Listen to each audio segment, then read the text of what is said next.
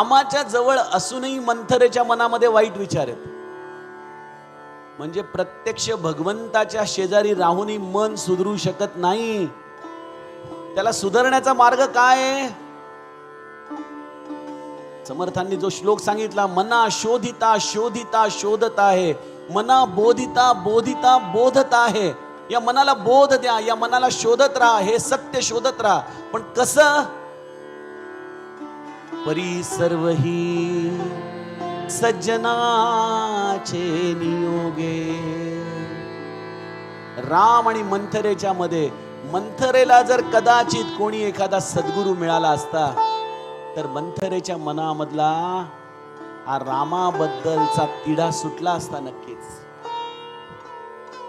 सद्गुरू शिवाय कोण देणार होय मनाला बोध? प्रत्यक्ष परमात्माही देऊ शकत नाही, कारण तोच मुळी मन आहे. तो आपला शांत आहे, आजूबाजूला काही घडू दे तो तटस्थपणे पाहतोय.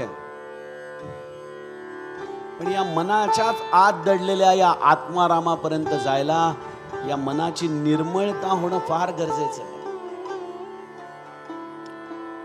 आणि ती निर्मळता सद्गुरू शिवाय नाही.